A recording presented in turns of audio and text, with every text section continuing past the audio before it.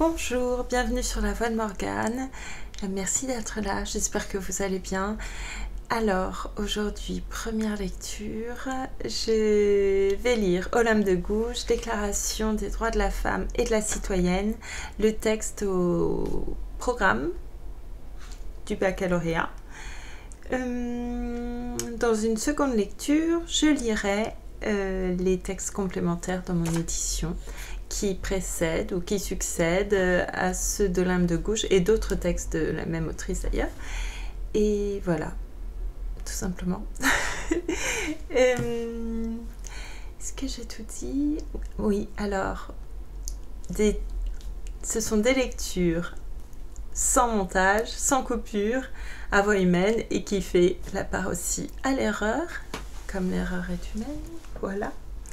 Et donc j'espère ne pas en faire trop, tout simplement.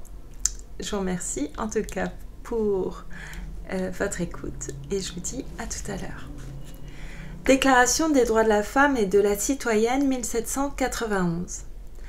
Apparemment calquée sur la Déclaration des droits de l'homme et du citoyen, cette Déclaration des droits de la femme et de la citoyenne, rédigée en 1791 et adressée à la reine Marie-Antoinette, est en réalité révolutionnaire, notamment dans la revendication d'un droit égal à la tribune et à l'échafaud, revendication qui résonne funestement avec le sort d'Olympe de Gouges, guillotinée en 1793. Les droits de la femme. Homme, es-tu capable d'être juste? C'est une femme qui t'en fait la question, tu ne lui ôteras pas du moins ce droit. Dis-moi, qui t'a donné le souverain empire d'opprimer mon sexe? Ta force? Tes talents? Observe le Créateur dans sa sagesse, parcours la nature dans sa grandeur, dont tu sembles vouloir te rapprocher, et donne-moi, si tu l'oses, l'exemple de cet empire tyrannique.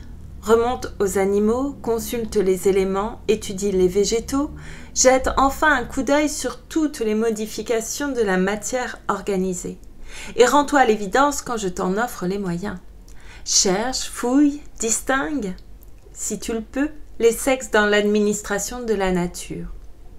Partout, tu les trouveras confondus. Partout, ils coopèrent avec un ensemble harmonieux à ce chef-d'œuvre immortel. L'homme seul s'est fagoté un principe de cette exception. Bizarre, aveugle, boursouflé de science et dégénéré, dans ce siècle de lumière et de sagacité, dans l'ignorance la plus crasse, il veut commander en despote sur un sexe qui a reçu toutes les facultés intellectuelles. Il prétend jouir de la Révolution et réclamer ses droits à l'égalité, pour ne rien dire de plus. Déclaration des droits de la femme et de la citoyenne. Voilà le texte au programme. À décréter par l'Assemblée nationale dans ses dernières séances ou dans celles de la prochaine législature. Préambule. Les mères, les filles, les sœurs, représentantes de la nation, demandent d'être constituées en Assemblée nationale. Considérant que l'ignorance, l'oubli ou le mépris des droits de la femme sont les seules causes des malheurs publics et de la corruption des gouvernements, ont résolu d'exposer, dans une déclaration solennelle, les droits naturels, inaliénables et sacrés de la femme, afin que cette déclaration, constamment présente à tous les membres du corps social, leur rappelle sans cesse leurs droits et leurs devoirs, afin que les actes du pouvoir des femmes et ceux du pouvoir des hommes, pouvant être à chaque instant comparés avec le but de toute institution politique, en soient plus respectés, afin que les réclamations des citoyennes, fondées désormais sur des principes simples et incontestables, tournent toujours au maintien de la Constitution, des bonnes mœurs et au bonheur de tous. En conséquence, le sexe supérieur en beauté, comme en courage dans les souffrances maternelles, reconnaît et déclare, en présence et sous les auspices de l'être suprême, les droits suivants de la femme et de la citoyenne. Article 1er. La femme naît libre et demeure égale à l'homme en droit. Les distinctions sociales ne peuvent être fondées que sur l'utilité commune. Article 2. Le but de toute association politique est la conservation des droits naturels et imprescriptibles de la femme et de l'homme. Ces droits sont la liberté, la propriété, la sûreté et surtout la résistance à l'oppression. Article 3. Le principe de toute souveraineté réside essentiellement dans la nation, qui n'est que la réunion de la femme et de l'homme. Nul corps, nul individu ne peut exercer d'autorité qui n'en émane expressément. Article 4. La liberté et la justice consistent à rendre tout ce qui appartient à autrui. Ainsi, l'exercice des droits naturels de la femme n'a de borne que la tyrannie perpétuelle que l'homme lui oppose. Ces bornes doivent être réformées par les lois de la nature et de la raison. Article 5. Les lois de la nature et de la raison défendent toutes actions nuisibles à la société. Tout ce qui n'est pas défendu par ces lois sages et divines ne peut être empêché et nul ne peut être contraint à faire ce qu'elle n'ordonne pas. Article 6. La loi doit être l'expression de la volonté générale. Toutes les citoyennes et citoyens doivent concourir personnellement ou par leurs représentants à sa formation. Elle doit être la même pour tous. Toutes les citoyennes et tous les citoyens, étant égaux à ses yeux, doivent être également admissibles à toute dignité, places et emplois publics, selon leurs capacités et sans autre distinction que celle de leurs vertus et de leurs talents. Article 7. Nulle femme n'est exceptée. Elle est accusée, arrêtée et détenue dans les cas déterminés par la loi. Les femmes obéissent comme les hommes à cette loi rigoureuse. Article 8. La loi ne doit établir que des peines strictement et évidemment nécessaires, et nul ne peut être puni qu'en vertu d'une loi établie et promulguée antérieurement au délit et légalement appliquée aux femmes. Article 9. Toute femme étant déclarée coupable, toute rigueur est exercée par la loi. Article 10. Nul ne doit être inquiété pour ses opinions, même fondamentales. La femme a le droit de monter sur l'échafaud. Elle doit avoir également celui de monter à la tribune, pourvu que ces manifestations ne troublent pas l'ordre public établi par la loi. Article 11. La libre communication des pensées et des opinions est un des droits les plus précieux de la femme, puisque cette liberté assure la légitimité des pères envers les enfants. Toute citoyenne peut donc dire librement « Je suis mère d'un enfant qui vous appartient », sans qu'un préjugé barbare la force à dissimuler la vérité, sauf à répondre de l'abus de cette liberté dans les cas déterminés par la loi. Article 12. La garantie des droits de la femme et de la citoyenne nécessite une utilité majeure. Cette garantie doit être instituée pour l'avantage de tous et non pour l'utilité particulière de celle à qui elle est confiée. Article 13. Pour l'entretien de la force publique et pour les dépenses de l'administration, les contributions de la femme et de l'homme sont égales. Elle a part à toutes les corvées, à toutes les tâches pénibles. Elle doit donc avoir de même part à la distribution des places, des emplois, des charges, des dignités et de l'industrie. Article 14. Les citoyennes et citoyens ont le droit de constater par eux-mêmes ou par leurs représentants la nécessité de la contribution publique. Les citoyennes ne peuvent y adhérer que par l'admission d'un partage égal, non seulement dans la fortune, mais encore dans l'administration publique et de déterminer la quotité, l'assiette, le recouvrement et la durée de l'impôt. Article 15. La masse des femmes, coalisée pour la contribution à celle des hommes, a le droit de demander compte à tout agent public de son administration. Article 16. Toute société dans laquelle la garantie des droits n'est pas assurée, ni la séparation des pouvoirs déterminée, n'a point de constitution. La constitution est nulle si la majorité des individus qui composent la nation n'a pas coopéré à sa rédaction. Article 17. Les propriétés sont à tous les sexes, réunies ou séparées. Elles sont pour chacun un droit inviolable et sacré. Nul ne peut en être privé, comme vrai patrimoine de la nature, si ce n'est lorsque la nécessité publique, légalement constatée, l'exige évidemment et sous la condition d'une juste et préalable indemnité. Postambule. Femme, réveille-toi. Le tocsin de la raison se fait entendre dans tout l'univers. Reconnais tes droits. Le puissant empire de la nature n'est plus environné de préjugés, de fanatisme, de superstitions et de mensonges. Le flambeau de la vérité a dissipé tous les nuages de la sottise et de l'usurpation. L'homme esclave a multiplié ses forces, a eu besoin de recourir aux tiennes pour briser ses fers. Devenu libre, il est devenu injuste envers sa compagne. Ô femme, femme, quand cesserez-vous d'être aveugle?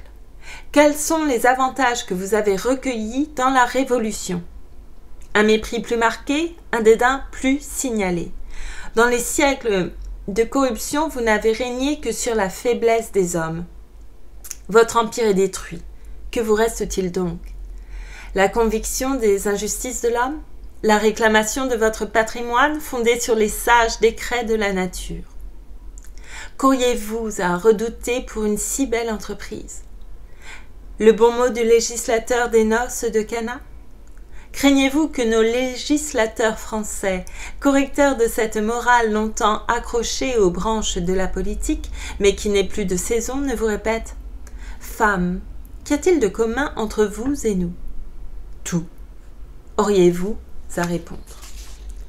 S'ils s'obstinaient dans leur faiblesse à mettre cette inconséquence en contradiction avec leurs principes, opposez courageusement la force de la raison aux vaines prétentions de supériorité. Réunissez-vous sous les étendards de la philosophie, déployez toute l'énergie de votre caractère, et vous verrez bientôt ces orgueilleux, non serviles adorateurs rampant à vos pieds, mais fiers de partager avec vous les trésors de l'être suprême. Quelles que soient les barrières que l'on vous oppose, il est en votre pouvoir de les affranchir. Vous n'avez qu'à le vouloir. Passons maintenant à l'effroyable tableau de ce que vous avez été dans la société. Et puisqu'il est question en ce moment d'une éducation nationale, voyons si nos sages législateurs penseront sainement sur l'éducation des femmes. Les femmes ont fait plus de mal que de bien. La contrainte et la dissimulation ont été leur partage. Ce que la force leur avait ravi, la ruse leur a rendu. Elles ont eu recours à toutes les ressources de leur charme et le plus irréprochable ne leur résistait pas. Le poison, le fer, tout leur était soumis. Elles commandaient au crime comme à la vertu. Le gouvernement français, surtout, a dépendu pendant des siècles de l'administration nocturne des femmes. Le cabinet n'avait point de secret pour leur indiscrétion. Ambassade, commandement, ministère, présidence, pontificat, cardinalat, enfin tout ce qui caractérise la sottise des hommes, profanes et sacrés, tout a été soumis à la cupidité et à l'ambition de ce sexe autrefois méprisable et respecté, et depuis la Révolution, respectable et méprisé. Dans cette sorte d'antithèse, que de remarques n'ai-je point à offrir? Je n'ai qu'un moment pour les faire, mais ce moment fixera l'attention de la postérité la plus reculée. Sous l'Ancien Régime, tout était vicieux, tout était coupable. Mais ne pourrait-on pas apercevoir l'amélioration des choses dans la substance même des vices? Une femme n'avait besoin que d'être belle ou aimable. Quand elle possédait ces deux avantages, elle voyait sans fortune à ses pieds. Si elle n'en profitait pas, elle avait un caractère bizarre ou une philosophie peu commune qui la portait au mépris des richesses. Alors elle n'était plus considérée que comme une mauvaise tête. La plus indécente se faisait respecter avec de l'or. Le commerce des femmes était une espèce d'industrie reçue dans la première classe qui, désormais, n'aura plus de crédit. S'il en avait encore, la révolution serait perdue, et sous de nouveaux rapports, nous serions toujours corrompus. Cependant, la raison peut-elle se dissimuler que tout autre chemin à la fortune est fermé à la femme que l'homme achète comme l'esclave sur les côtes d'Afrique? La différence est grande, on le sait. L'esclave commande au maître. Mais si le maître lui donne la liberté sans récompense, et à un âge où l'esclave a perdu tous ses charmes, que devient cet infortuné? Le jouet du mépris. Les portes même de la bienfaisance lui sont fermées. Elle est pauvre et vieille, dit-on. Pourquoi n'a-t-elle pas su faire fortune? D'autres exemples encore plus touchants s'offrent à la raison. Une jeune personne sans expérience, séduite par un homme qu'elle aime, abandonnera ses parents pour le suivre. L'ingrat la laissera après quelques années et plus elle aura vieilli avec lui, plus son inconstance sera inhumaine. Si elle a des enfants, il l'abandonnera de même. S'il est riche, il se croira dispensé de partager sa fortune avec ses nobles victimes. Si quelque engagement le lie à ses devoirs, il en violera la puissance en espérant tout des lois. S'il est marié, tout autre engagement perd ses droits. Quelle loi reste-t-il donc à faire pour extirper le vice jusque dans la racine? Celle du partage des fortunes entre les hommes et les femmes. Et de l'administration publique. On conçoit aisément que celle qui est née d'une famille riche gagne beaucoup avec l'égalité des partages. Mais celle qui est née d'une famille pauvre, avec du mérite et des vertus, quel est son lot? La pauvreté et l'opprobre. Si elle n'excelle pas précisément en musique ou en peinture, elle ne peut être admise à aucune fonction publique quand elle en aurait toute la capacité. Je ne veux donner qu'un aperçu des choses, je les approfondirai dans la nouvelle édition de tous mes ouvrages politiques que je me propose de donner au public dans quelques jours avec des notes. Je reprends mon texte quant aux mœurs. Le mariage est le tombeau de la confiance et de l'amour. La femme mariée peut impunément donner des bâtards à son mari et la fortune qui ne leur appartient pas. Celle qui ne l'est pas n'a qu'un faible droit. Les lois anciennes et inhumaines lui refusaient ce droit sur le nom et sur le bien de leur père pour ses enfants, et l'on n'a pas fait de nouvelles lois sur cette matière.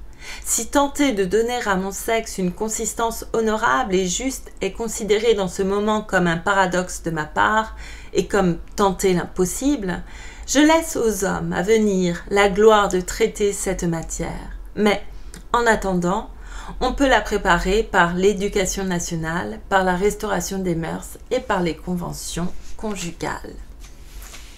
Et c'est la fin donc de la Déclaration des droits de la femme et de la citoyenne. Ce texte contient tellement de choses que l'on peut commenter. Mais voilà, ça n'est plus de mon ressort. Vous ferez ça très bien avec vos professeurs. Cela dit, on voit comme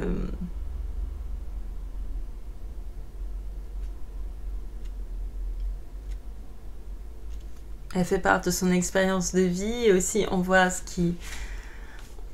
ses lectures apparaissent.